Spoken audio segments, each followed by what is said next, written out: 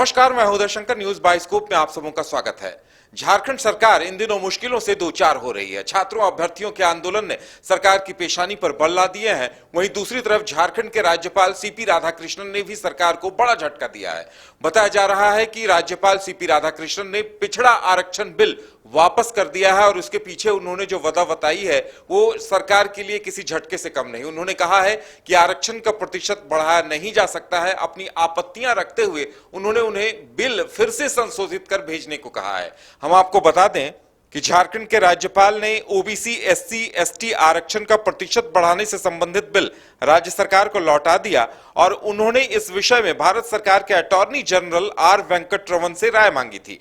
Attorney general ने अपने मंतव्य में आरक्षण बढ़ाने के प्रस्ताव को सुप्रीम कोर्ट के आदेश और कई अन्य न्यायाधीशों के खिलाफ बताया है। राज्यपाल ने इसी आधार पर सरकार को बिल वापस करते हुए उसकी समीक्षा करने का निर्देश दिया है।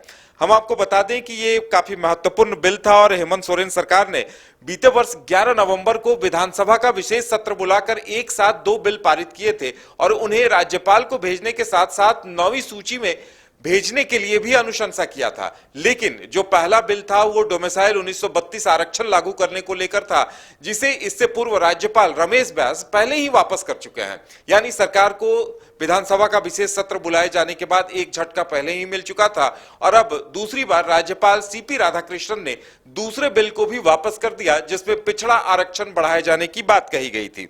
राज्यपाल ने एक एक कर दोनों विधेयक सरकार को लौटा दिए। डोमिसाइल पॉलिसी के विधेयक को संवैधानिक प्रावधानों के विपरीत बताया गया था।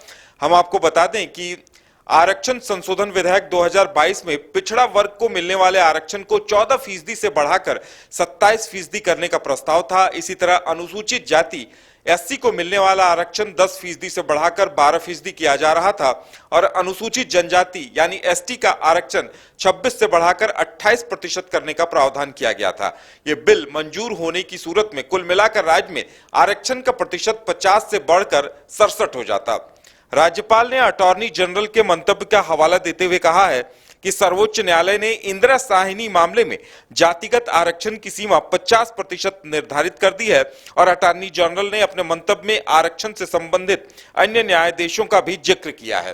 तो अब जिस तरह से राज्यपाल ने सरकार को झटका दिया है, देखने वाली बात यह होगी कि हेमंत सरकार इस पर आगे क्या निर्णय लेती है, क्योंकि कांग्रेस के साथ साथ जेएमएम के लिए भी ये एक काफी अहम मुद्दा था पिछड़ा आरक्षण का और राज्य में इसे लेकर सियासत गरमाई हुई थी। वहीं विपक्ष भी अब हमला बोलने से नहीं चूकेगा। ऐसे में देखने वाली बात यह होगी कि इस बिल को लेकर सरकार आगे क्या एक्शन लेती है। फिलहाल हमारे साथ इतना ही। हमें दीजिए इजाजत और आप देखते रहिए न्यूज बाइस्कोप। नमस्कार।